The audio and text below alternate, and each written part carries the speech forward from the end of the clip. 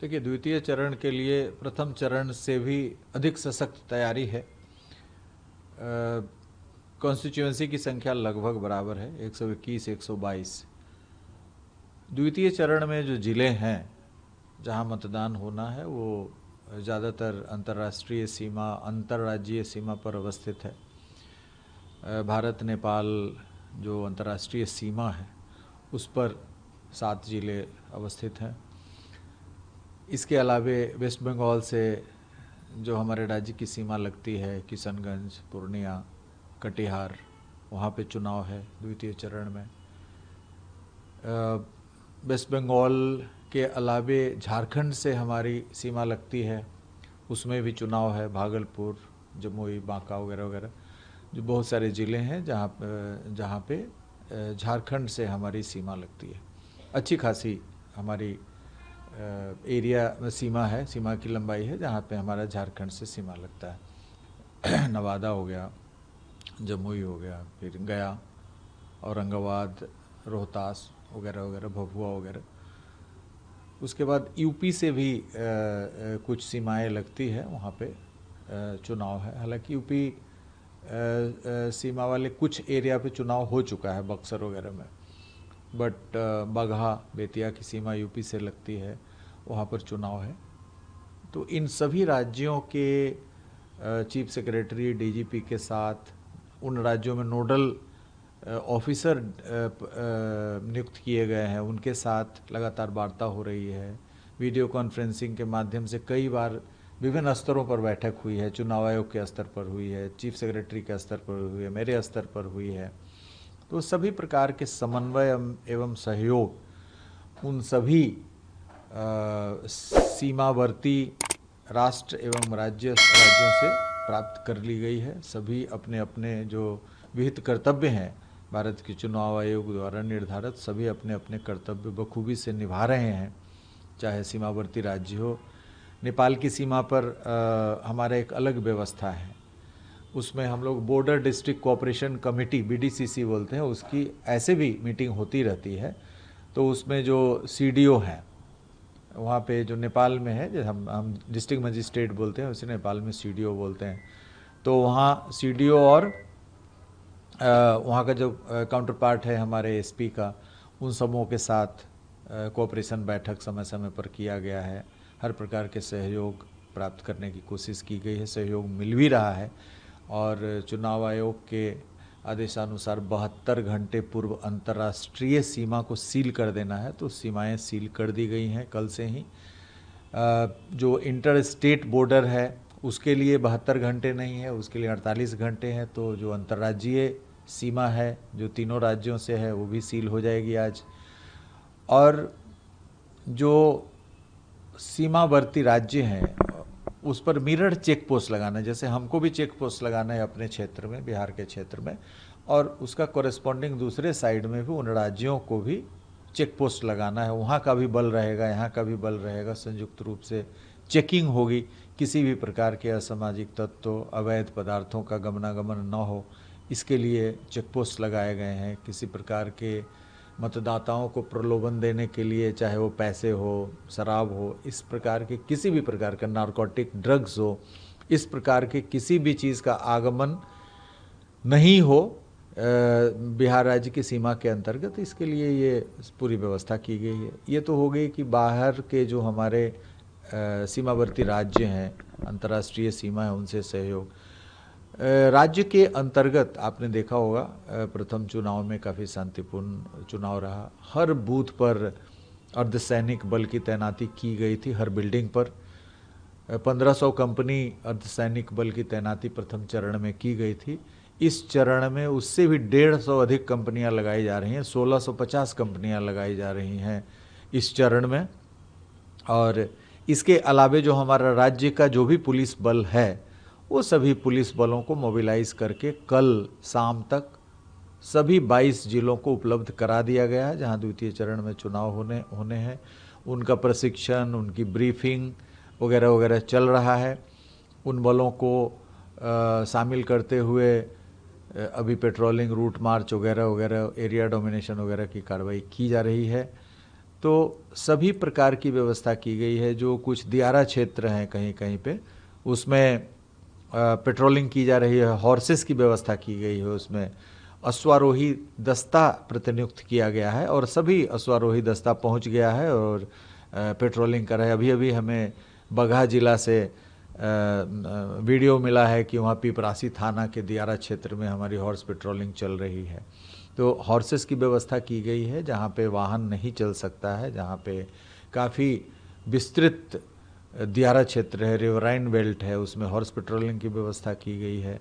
इसके अलावे जो सीएपीएफ बूथ पे रहेंगे, उसके अलावे भी हमें सीएपीएफ की कंपनियां उपलब्ध हैं, जिससे हम एरिया डोमिनेट करेंगे। जो दुरूह क्षेत्र है, दुर्गम क्षेत्र है, जो पहाड़ी क्षेत्र है, जो पूर्व में नक्सल प्रभावित रहा है, उन सभी इलाकों को डोमिनेट करने के लिए, जो अपराधग्रस्त क्षेत्र है, उन सभी इलाकों को डोमिनेट करने के लिए हमें अलग से कंपनियां उपलब्ध है, जिसको हम बूथ पे नहीं करेंगे बल्कि एरिया डोमिनेट करने के लिए करेंगे।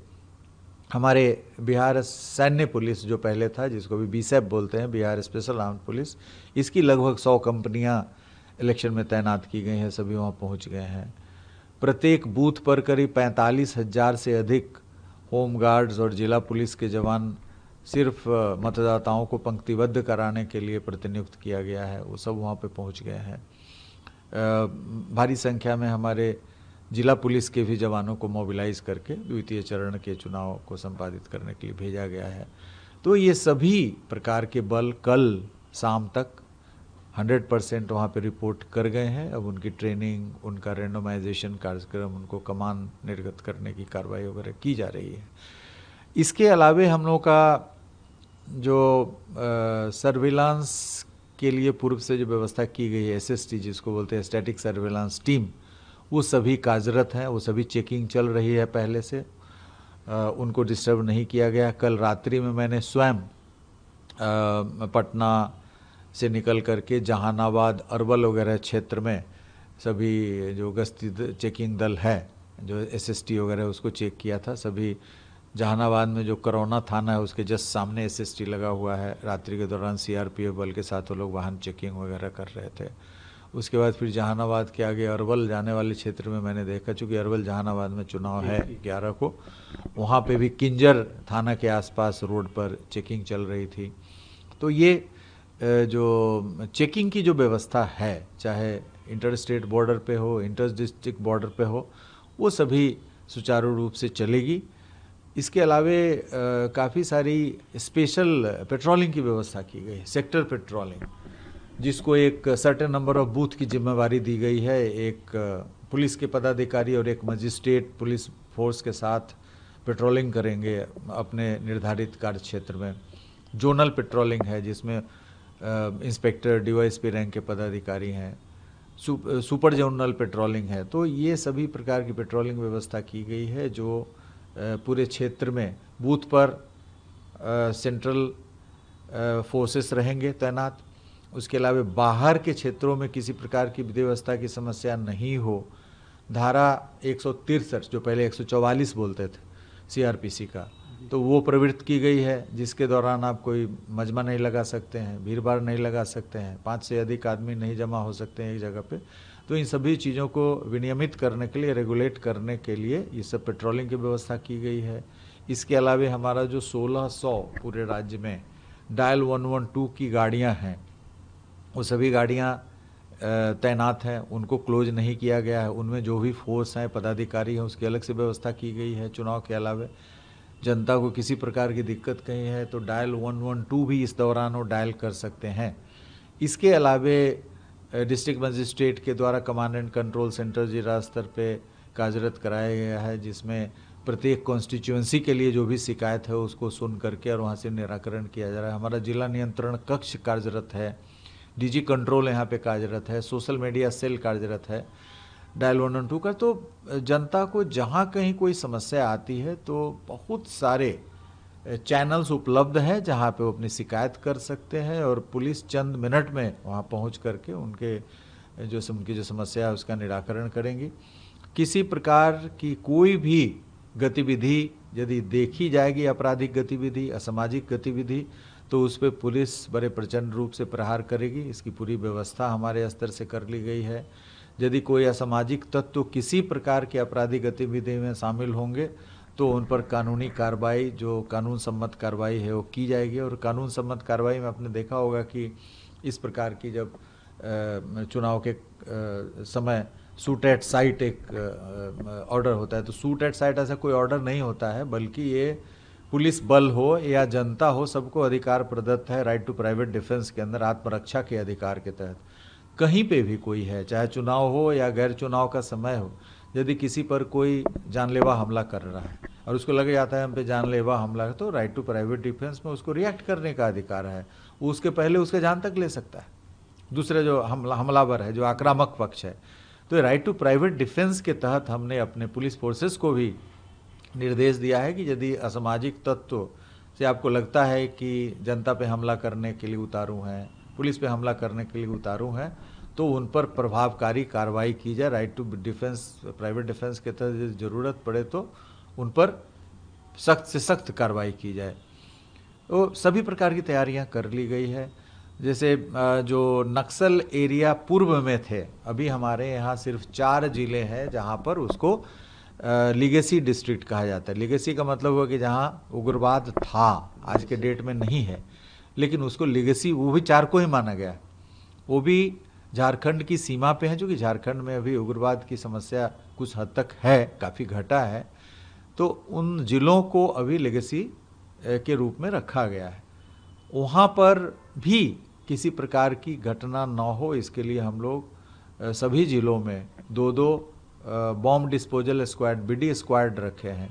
कोई सूचना मिलती है, वहाँ पे अफवाह सूचना मिलती है, संदिग्ध पदार्थ मिलता है, तो उसकी जांच करके उस पर आवश्यक कार्रवाई करें। तो सभी प्रकार की तैयारियां पूरी कर ली गई है। असामाजिक तत्वों पे पूरी नज़र रखी जा रही है। जो जिला बदर किए गए हैं अपराध नियंत्रण कानून के तहत, सीसीए, बिहार सीसीए का कानून है, क्राइम कंट्रोल एक्ट, तो बिहार क्राइम कंट्रोल एक्ट की धारा 3 के तहत जिन असामाजिक तत्वों को जिला बदर किया गया है, उसकी भी मॉनिटरिंग की जा रही है कि वो जहां उनको भेजा गया है वहाँ पे वो हाजिरी लगा रहे हैं कि नहीं लगा रहे हैं। यदि नहीं लगा रहे हैं तो उनके विरुद्ध वारंट लेकर के और आज से कल तक उनकी गिरफ्तार, डिटेन कर लिया जाएगा निरोधात्मक कार्रवाई के तहत, जो असामाजिक तत्व हैं सीसीए 3 के तहत जिनके विरुद्ध कार्रवाई की गई। तो हर प्रकार के लीगल और वैधानिक जो कार्रवाइयाँ हैं वो की जा रही हैं। हर प्रकार के प्रबंध किए गए हैं। अर्धसैनिक बल और जिला बल सब मिल करके काफ़ी शांतिपूर्ण ढंग से चुनाव संपन्न कराएगा। जैसा प्रथम चरण में हुआ है कि निर्भीक रूप से भयमुक्त होकर के लोग बाहर आए हैं और भारी संख्या में मतदान किए हैं, उसी प्रकार से द्वितीय चरण में भी उसी प्रकार की व्यवस्था है और उससे भी अधिक हम लोग कोशिश कर रहे हैं, क्योंकि जनता का विश्वास आया है, भारी संख्या में मतदान किए हैं। इसलिए अगले चरण में हमारा प्रयास है कि और भी अधिक सुरक्षात्मक वातावरण कायम रहे, शांतिपूर्ण वातावरण कायम रहे। सर, एक सवाल था, सीमावर्ती इलाकों का आपने जैसे जिक्र किया, तो क्या वहाँ पर भी स्पेशल फोर्सेस और नियुक्त किए जाएंगे? क्योंकि देखने को मिलता है कि कई बार जो माइनॉरिटीज़ वाले इलाके हैं वहाँ पे काफ़ी दंगा फसाद देखने को मिलता है वोटिंग के दौरान। लखीसराय में जिस तरीके की घटना हुई उसके बाद पुलिस बल और सशक्त हुई है इसको लेकर? देखिए, लखीसराय में कोई घटना नहीं घटित हुई। वहाँ बूथ पर माननीय उप मुख्यमंत्री जा रहे थे, तो वहाँ के जो वोटर्स थे वो डिमांड कर रहे थे कि रोड की स्थिति अत्यंत खराब है, उस पर चल भी नहीं सकता है आदमी, साइड से लोग जा रहे हैं, कीचड़ भरा हुआ है, रोड की स्थिति। तो इसके लिए बहुत जगह आपने देखा होगा कि लोगों ने रोड नहीं तो वोट नहीं टाइप का कुछ लोगों ने अपनी प्रतिक्रिया व्यक्त की है। तो वहाँ पे गए थे तो विरोध कर रहे थे, कोई वहाँ पे पथराव, किसी प्रकार का मारपीट, किसी को खरोच भी नहीं आया था। वो कीचड़ चारों तरफ है, तो उसमें कुछ कीचड़ हो सकता है किसी ने कीचड़ फेंक भी दिया हो, वो दिख नहीं रहा है, लेकिन कीचड़ गाड़ी पे थोड़ा दिख रहा था। छोटी सी घटना थी। कोई भी उस प्रकार की घटना प्रथम चरण में नहीं हुई है जिस पर पुलिस को प्रतिक्रियात्मक ढंग से प्रभावकारी कार्रवाई करनी पड़े, लाठीचार्ज करना पड़े, अश्रु गैस के गोले छोड़ने पड़े, फायरिंग करना पड़े, उस प्रकार की कोई घटना नहीं हुई है। और द्वितीय चरण में भी शायद इस तरह की नौबत ना आएगी, जैसा कि मेरा पूरा विश्वास है। आपने जैसा कहा कि सीमावर्ती क्षेत्रों में, तो आप जानते हैं कि नेपाल के जो सीमावर्ती क्षेत्र हमारे हैं वहाँ पर एसएसबी तैनात है। केंद्रीय अर्धसैनिक बल एसएसबी की की कंपनियां तैनात हैं, और वहाँ बॉर्डर आउटपोस्ट है, वहाँ पे वो प्लाटून के स्ट्रेंथ में रह रहे हैं, बॉर्डर पेट्रोलिंग कर रहे हैं। बॉर्डर पे एसएसबी है, हमारा जिला बल है, और दूसरे साइड से अंतर्राष्ट्रीय सीमा के उस पार से एपीएफ है नेपाल का। तो ये तीनों ही बल ज्वाइंट पेट्रोलिंग कर रहा है बॉर्डर पे, ताकि बॉर्डर के पार से कोई असामाजिक तत्व आकर के इधर कोई गतिविधि को अंजाम नहीं दे। तो वो सभी चल रही है। जहाँ तक आपका सवाल है अंतर्राज्यीय सीमा का, तो अंतर्राज्यीय सीमा पर भी जो हमारे पड़ोसी राज्य हैं वहाँ से बल प्रतिनियुक्ति की गई है। सभी आवागमन के मार्गों पर चेक नाका लगाया गया है, मेरठ चेक पोस्ट लगाया गया, वहाँ पे भी जारी है।